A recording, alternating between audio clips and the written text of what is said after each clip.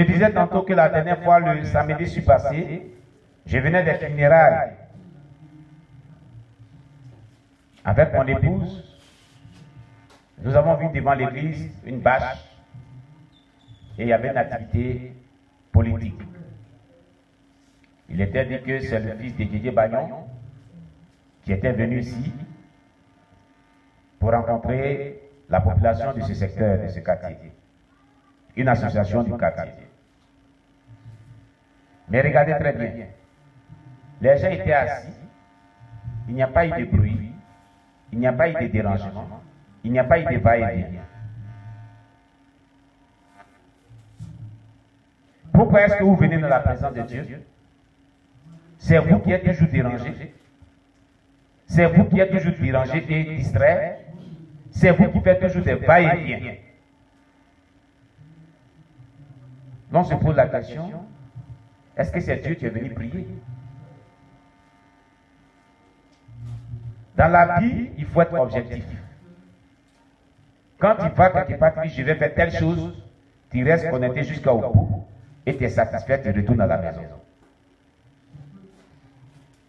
Amen. Mais quand tu fais des va-et-vient, tu es ici, tu es là, tu es ici, tu es là, mais ce que tu es venu rechercher, tu n'es pas venu le prendre. Écoutez, c'est le diable qui empêche toujours un enfant de Dieu d'être dans la présence de Dieu de manière parfaite. C'est un démon. Et ce démon s'appelle moustique. C'est lui qui t'amène à avoir de la distraction sur toutes les formes, à te déconnecter de la présence de Dieu. Donc tu as besoin de délivrance. Il y a quelque chose qui ne va pas dans ta vie. Amen, amen.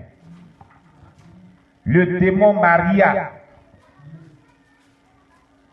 Le démon Maria, il donne le pouvoir à un sorcier de se transformer en une femme physique pour aller expressément demander des conseils au pasteur de l'église dans l'intention de le séduire et de le faire tomber dans le péché sexuel.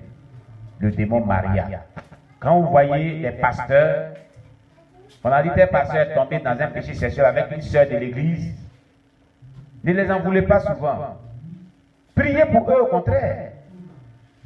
Mais quand les gens attendent qu'un pasteur tombe dans le péché sexuel, c'est une réjouissance. C'est que toi-même, ça ne va pas quelque part. Tu te réjouis d'un malheur qui est arrivé à quelqu'un. Tu te réjouis. C'est bien, mais qu'il est tombé dans le péché. Il aime toujours dénoncer le péché. Ah bon? Donc tu es un agent du diable. Et c'est ce qu'il avait dit. Donc tu souhaitais depuis longtemps qu'il tombe dans le péché. Donc tu as milité pour qu'il tombe dans le péché.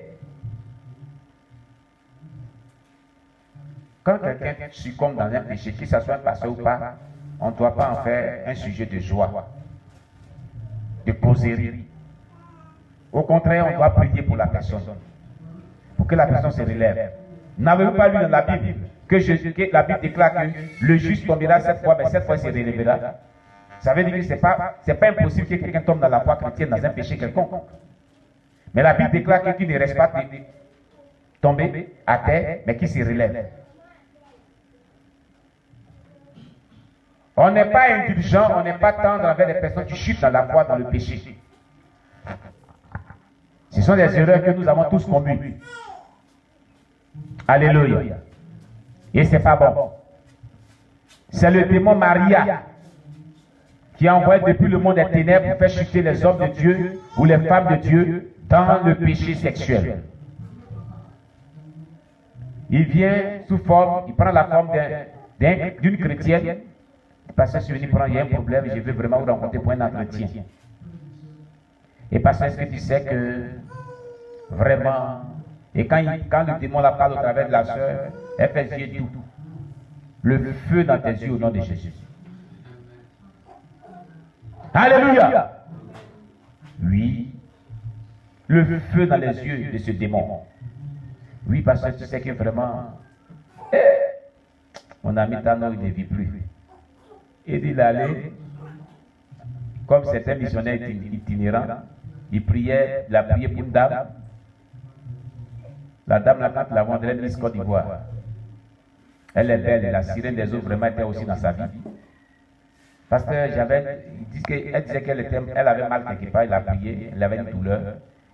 Et il a prié. Elle dit, oh pasteur, pendant que tu pries, tu sais, la douleur est passée ici. Ici, la douleur est ici. Il faut mettre la main pour prier ici. Elle montre ses seins, la douleur est ici maintenant. Et ils étaient deux, là où ils étaient en train de prier. Et dit, moi, par cette table, je suis foutu aujourd'hui. Il a ouvert les yeux et dit, madame, priez là, c'est pas pour ma vie, on met ici, on met ici, on met ici, on met ici, on met ici, on met partout. On est pour ma pas prière. Toi-même, pose la main puis tu as prié. Il est sorti de la maison. Alléluia. Il y a certaines sœurs qui sont envoyées par le diable pour faire chuter les hommes de Dieu dans le péché. Amen. Hein? Comme on prie sur ta tête, tu dis que la douleur était dans ton dos, on prie sur ta tête. Et puis vraiment, tu dis non, comme la douleur, ça, j'ai dit que ça me brûlait dans mon corps, la douleur est venue ici, pasteur, mets la main ici, et puis tu as prié.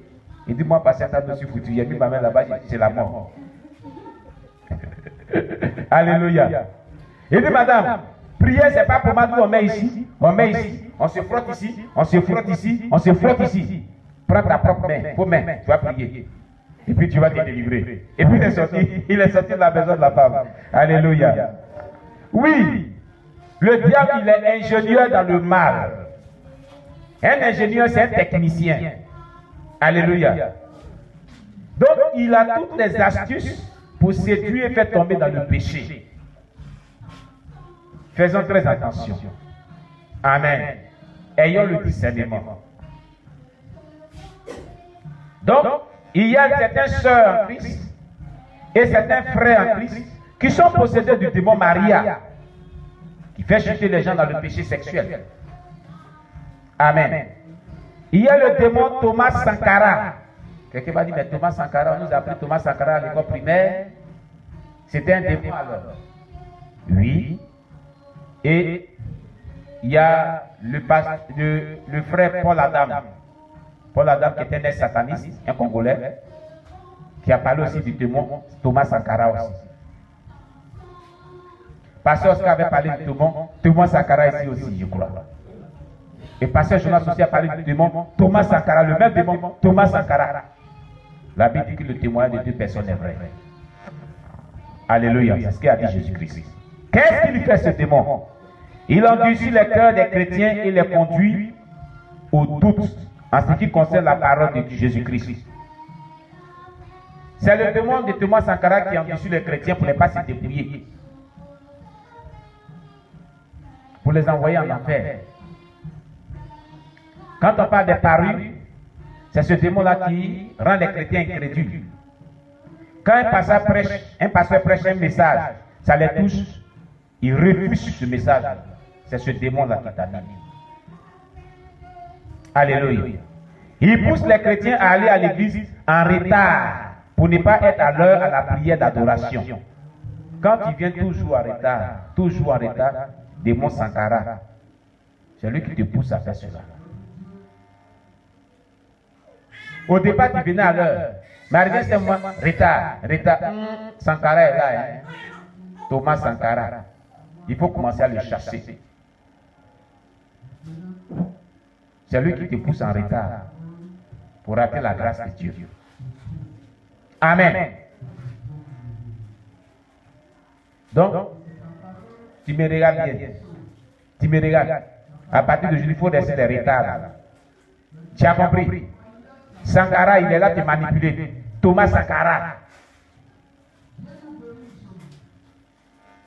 Amen. Il y a des gens, c'est un peu exceptionnel.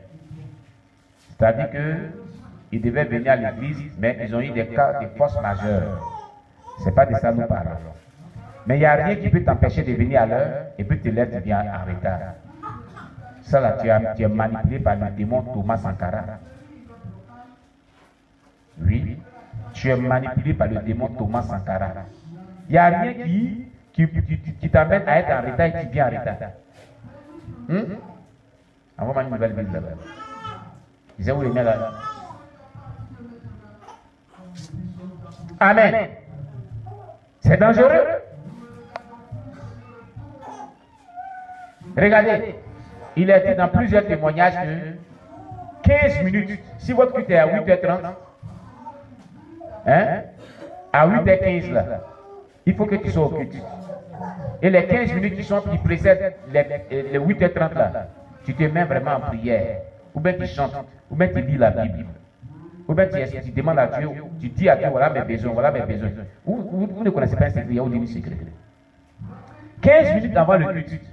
Il faut venir chaque fois 15 minutes. Si tu veux que tu dois être exaucé, si tu veux que tes problèmes soient résolus, il faut venir 15 minutes avant le culte et demande à Dieu de résoudre tes problèmes, tes problèmes, tes problèmes, tes problèmes dans ta vie. Tu vas voir, dans si peu de temps, les problèmes seront résolus. Alléluia. Gloire à Jésus-Christ. Plusieurs témoignages nous ont dit que 15 minutes avant le culte descend une catégorie des anges. Ils viennent avec les instruments des prières. Ils distribuent des grâces de Dieu aux gens. Et quand le culte commence net, ces anges de bénédiction-là, ils retournent au ciel. Chers bien-aimés, vous qui êtes en train d'observer le jeûne avec nous, je vais vous donner un secret. Si vous voulez que Dieu vous délivre, vous voulez que Dieu intervienne pour résoudre vos problèmes, c'est que vous demandez à Dieu. Vous voulez que Dieu vous apporte cela pendant ce programme de jeûne et prière. Vous connaissez nos horreurs. 4 heures du matin, 6 heures, on prie ici. Donc, 3h45, venez puis commencer à prier. Tout ce que vous voulez que Dieu vous accorde là, commencez à demander ça à Dieu. Pendant le jeûne, là, tout ce que vous voulez que Dieu vous accorde là, commencez à demander ça à Dieu. Parce qu'il y a des anges qui descendent, qui prennent vos yeux de prière pour les amener à Dieu, pour qu'ils soient exaucés.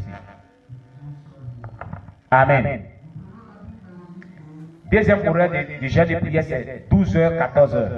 Donc à 11h45, sois déjà à l'église ici, commence à demander à Dieu, voilà mon problème, voilà ce que je veux. Commence à dire à Dieu, résous mon problème. Dieu va commencer à prendre, les gens vont prendre ce sujet-là, ils vont aller au ciel ça pour que tu sois exaucé. Troisième horaire de prière, c'est de 18h30 à 20h30. Donc à 18h15, sois déjà à l'église ici, commence à prier. Et vous qui êtes en direct sur la chaîne YouTube, sur la plateforme Team Links, sur Facebook, c'est la même chose pour vous aussi. Vous verrez que Dieu interviendra pour vous bénir. Et ce que vous recherchez avec Dieu dans ce programme-là vous sera accordé. Amen. Esprit d'assoupissement. Le démon d'assoupissement. Prenez la Bible dans Ésaïe 29, verset 10. On va lire. Ésaïe chapitre 29, verset 10. Je prends la Bible 8 secondes révisée aujourd'hui. On m'a donné cette Bible-là. Je ne suis pas habitué à elle. Comme elle est révisée, je n'aime pas beaucoup l'utiliser à cause de ce qu'elle est révisée. Alors que c'est une question d'habitude. Oh, pasteur Armand, la Bible que tu m'as envoyée, j'ai du mal à la feuilleter. Je ne suis pas habitué à la version révisée. Amen. Ésaïe chapitre 29, verset 10. Nous dit ceci. Car l'Éternel a répandu sur vous un esprit d'assoupissement. Il a fermé vos yeux. Il a voilé vos têtes. Alléluia. Ici, il était question. Il était question de Dieu lui-même qui a envoyé l'esprit d'assoupissement. Alléluia. Gloire à Jésus-Christ. Et cet esprit d'assoupissement a voilé les chrétiens. Amen. Il n'a qu'à s'éloigner un peu. C'est pas lui. C'est de ça qu'on vient de parler là. C'est Thomas Sankara. Ce démon-là, c'est comme ça il fait. Oui, c'est la vérité. Oh. C'est un démon qui manipule les enfants. Amen. Il y a un esprit qu'on appelle l'esprit d'assoupissement. Il ferme les yeux spirituels des prophètes. Quand quelqu'un a reçu le don de prophète, c'est un visionnaire. C'est quelqu'un que Dieu donne des visions.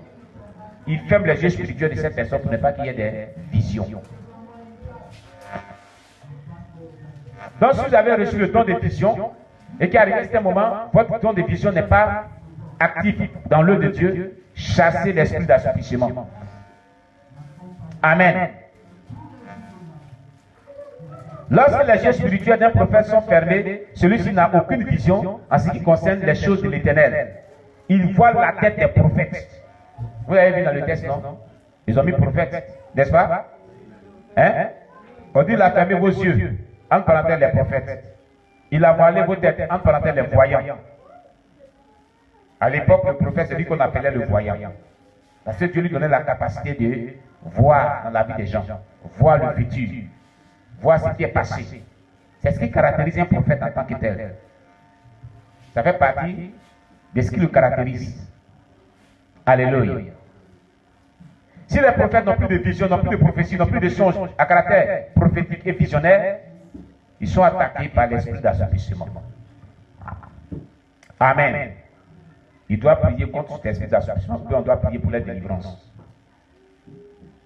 Tu as reçu le don de prophétie, le don de vision et le don de songes à caractère prophétique dans les visions. Et souvent, tu dors, tu ne vois plus rien. Toi qui fais des songes, tu ne fais plus des songes. Il faut chasser l'esprit d'assouplissement, tu es assoupi.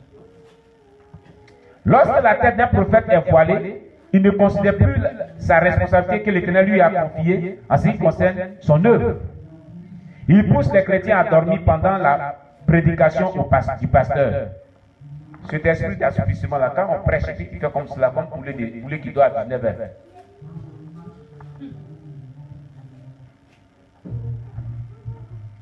Tu dors, c'est l'esprit d'assouplissement.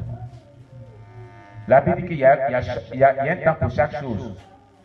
Pourquoi le temps est arrivé pour toi, Dieu veut que tu écoutes sa parole et c'est là que toi tu trouves bon pour dormir. Il y a quelque chose qui ne va pas avec toi. Alléluia. J'ai dit Alléluia. Il pousse les chrétiens à dormir pendant la méditation de la parole de la Bible ou pendant la prière. Si tu es le chrétien qui a l'habitude de dormir et que cela n'est pas dans ta vie, pendant qu'on médite, ou même pendant qu'on prie, ou même pendant que le pasteur prêche ou enseigne la Bible, tu as besoin de délivrance. L'esprit d'assouplissement est dans ta vie. Amen. Amen.